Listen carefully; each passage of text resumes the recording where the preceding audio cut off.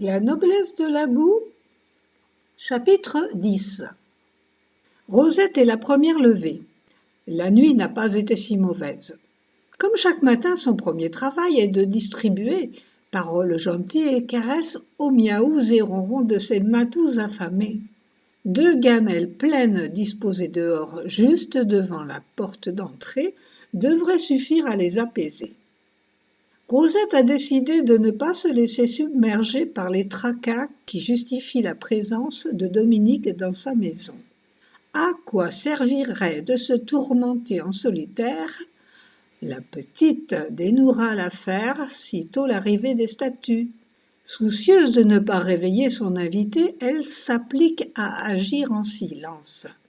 Le plus discrètement possible, elle passe le café et grille le pain en double quantité.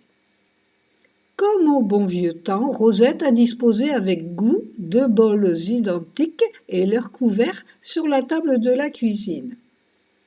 Une occasion de modifier son train-train ne l'ennuie pas, bien au contraire. Mais varier un peu ses habitudes ne signifie pas casser complètement la routine. Certains codes sont sacrés, donc immuables. Le petit déjeuner est un rite. Les personnes vivant seules ont leur quotidien géré par des rites. Ceux que ça dérange n'ont qu'à rester chez eux. Il est 8 heures précises. Ni lavée ni coiffée, Rosette chausse ses lunettes devenues depuis peu indispensables au déchiffrage des caractères du journal de la veille donné par Suzanne. La priorité étant son horoscope, elle commence par la dernière page. Rosette est une scorpionne de la pire espèce. Elle étudie les 4 lignes la concernant avec le plus grand sérieux. Si les prévisions sont bonnes, ça la met en train pour la journée. S'il arrive au contraire que ce soit négatif, Rosette se dit avec philosophie que de toute façon, c'est le journal de la veille et qu'elle ne s'en est pas si mal tirée. Aujourd'hui, c'est tout bon.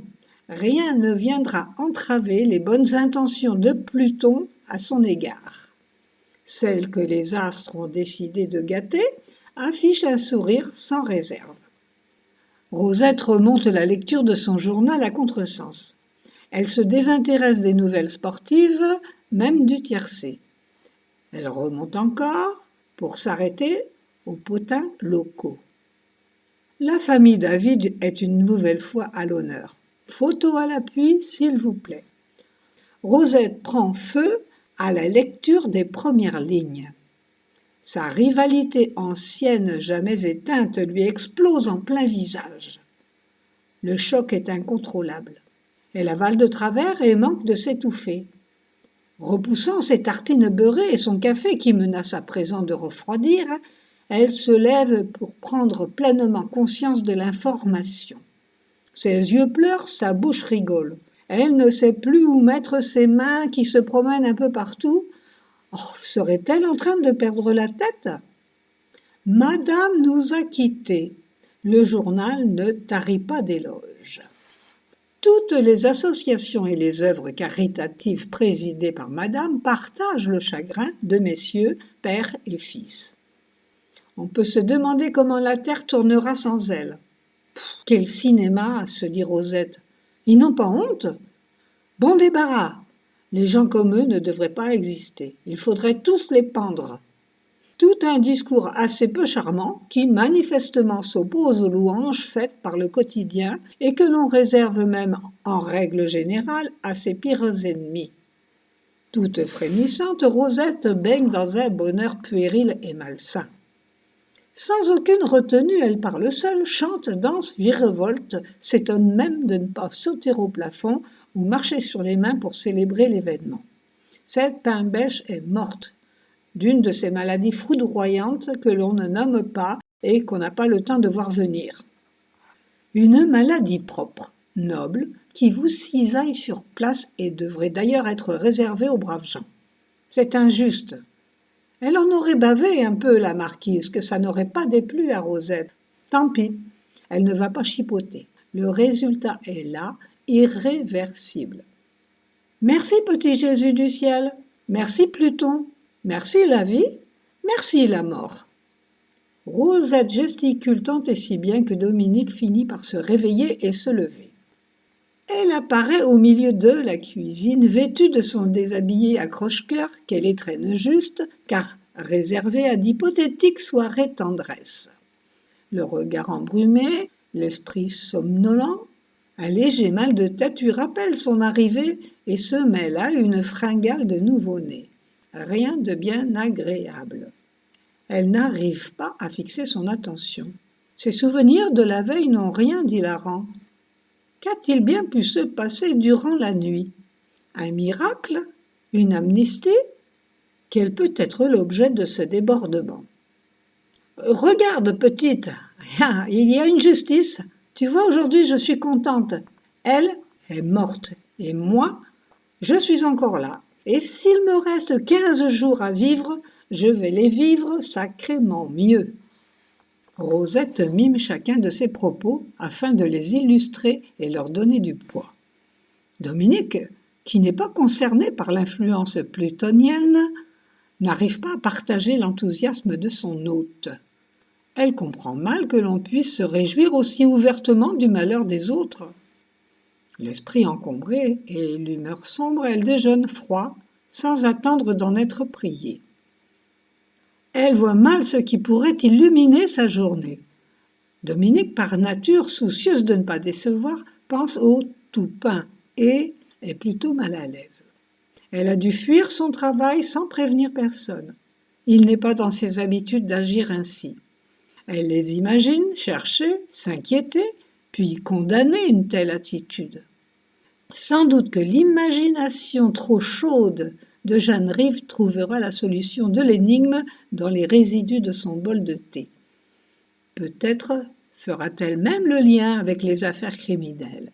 Sidi se taira, soupirera, avec regret, dès qu'il entendra la nouvelle. Il n'est peut-être pas encore levé, mardi étant son jour de repos. M. Allens devra la remplacer à l'ouverture du bar, dans quelques minutes. Il répondra avec embarras aux curieux. Dominique se sent coupable. Ce sentiment de honte lui suggère de téléphoner. Par lâcheté, elle renoncera. Il lui faudrait, en outre, s'embarrasser du poids d'un nouveau mensonge. La vérité n'étant pas avouable, mieux vaut tenter de balayer tous ses scrupules et vivre l'instant présent. À mesure que son estomac se remplit, son esprit se réactive.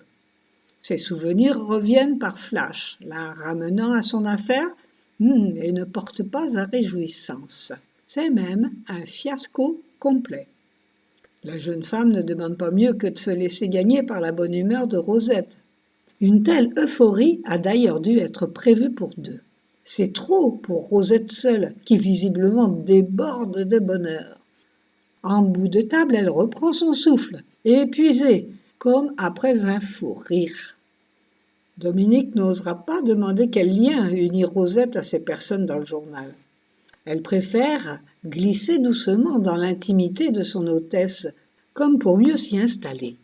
Elle sait qu'elle comprendra tout, bientôt, nulle raison de brusquer Rosette. Elle l'observe et reconnaît à peine la femme suspicieuse qui l'a accueillie si vertement la veille. La Rosette de ce matin est différente. Rajeunie, joyeuse, espiègle et radieuse. Plus belle et plus vive. Elle semble vraiment jeune pour être la maman de Joe. Dominique se surprend à lui envier. Elle aimerait pouvoir poser sa tête sur sa poitrine de nourrice et l'appeler maman. Rosette comprend soudain que son invité a du mal à s'intégrer et se sent exclue. Sans pour autant se dévoiler et sans aucun commentaire, elle lui tend le journal resté ouvert à la page locale. Elle pianote de l'index l'article à lire, comme s'il s'agissait d'un impératif qu'il n'y ait pas de temps à perdre. À en croire les gros titres, il est clair que Madame David, représentée en photo, sérieuse, précieuse, grande prêtresse et femme du monde, vient de casser sa pipe de mort naturelle, celle qui vous laisse reposer en paix pour l'éternité. Déjà presque un exploit par les temps qui courent. Il est clair aussi qu'elle sera regrettée, tout au moins par certains. Rosette sort de son tiroir une paire de ciseaux géants. dont l'utilisation devrait nécessiter un port d'armes. Elle attend que Dominique ait lu jusqu'aux plus petites lignes de l'article. Celui-ci ne lui révélera d'ailleurs rien de nouveau ni d'hilarant. Aussitôt récupéré, le journal est découpé en 4 coups de ciseaux avec vigueur et précision, comme pour achever la scélérate. Sait-on jamais. Sans doute, afin d'éviter que feu Madame David ne surgisse du néant, Rosette va ensuite placer l'article dans une boîte de carton qu'elle vient de descendre de dessus son buffet. La boîte mystérieuse sera aussitôt remise en place, recouverte d'un tapis rouge, puis coiffée d'un pot cuivré. L'opération de dissimulation terminée, Rosette, compatissante, s'assied face à Dominique. Elle la regarde dans les yeux, comme pour lui transmettre un message. « Tu ne peux pas comprendre, ma belle. C'est une vieille histoire entre eux et moi. » Puis, sérieuse, elle ajoute l'index sur la bouche. « Joël n'est pas au courant, évidemment. » Toutes les deux respectent une minute de silence. Leur Joël vient d'être évoqué. Les mémoires s'activent. Au fait, oui, bien sûr, il a besoin d'elle. Rosette estime qu'étant innocent du meurtre, seul le défaut d'identité pèse sur ses épaules. Il a la carrure. Il peut attendre 1 heure ou 2 de plus la formalité de sortie. Après tout, ça lui fera les pieds. Il n'avait qu'à pas se mettre dans une aussi vilaine situation si loin de chez lui. Quelle est donc la motivation de Rosette, qui soudain juge avoir mieux à faire dans l'immédiat et qui passe avant le fruit de ses entrailles, le sang de son sang? Elle se relève soudain, interroge sa montre. Bon, ce n'est pas tout ça. Il est 9 heures passées, boivez ton café, nous sommes d'enterrement. Les yeux ronds, elle prononce ces paroles avec gourmandise, comme si elle allait faire profiter Dominique d'un séjour de rêve, d'un moment inoubliable. Rosette, en moins de temps qu'il ne faut pour le dire, sort de sa chambre radieuse. Elle tient à la main un cintre sur lequel elle présente précieusement un tailleur noir. Son tailleur noir. Protégé par une housse de plastique transparente, elle se hâte de découvrir le vêtement qu'elle exhibe avec fierté. « C'est pas du beau, ça ? Touche, je l'ai payé 3 000. Il y a 3 ans, à la mort de mon Maurice. Il est mort en faisant le routier, le pauvre. Pour lui faire honneur, j'avais acheté ça. » Rosette n'avouera pas que c'était aussi, et surtout, pour rivaliser avec la légitime. Rosette n'a jamais eu un homme à elle, excepté son fils. Certains routiers sont comme certains marins, et Maurice était de ceux-là. Il rêvait de bonheur pour tous dans le meilleur des mondes et se donnait bien du mal pour cela, sillonnant le pays en long, en large et en travers, jonglant avec les impératifs du métier, les dates anniversaires et les fêtes de famille, tant et si bien qu'il a fini par y laisser sa peau. Rosette secoue énergiquement son tailleur pour lui rendre son apprêt. « Et toi, as-tu quelque chose de noir pour la cérémonie ? Sur l'air de ce soir, je serai la plus belle pour aller danser ?» Certes, du noir, Dominique n'en manque pas. Elle n'a même que du noir, ses vêtements de travail. Elle devrait donc, de ce fait, être à la hauteur de la situation. La jeune femme n'a aucune raison de suivre Rosette, mais voit mal de quelle manière elle pourrait y échapper sans risquer de froisser son hôtesse. « Et notre affaire ? Et les colis qui doivent être livrés par la poste ? Et mon café, s'il vous plaît ?» Nous sommes mardi, le facteur ne passe pas de bonne heure. Pour un colis, c'est souvent même en début d'après-midi. Chaque chose en son temps. Rosette eut bien besoin du secours de Dominique pour fermer la jupe de son tailleur, qui a profité de ces 3 années d'inactivité pour rétrécir. Le temps de se saisir de son antique sac de cuir gris, et les voici toutes les deux qui s'engouffrent maintenant dans un taxi. Suzanne, attirée à sa fenêtre par les éclats de rire, comprend tout de suite le projet de Rosette. « Vexée tout de même de n'avoir pas été conviée, elle secoue la tête incrédule. « C'est pas possible. Elle y va. Elle ose.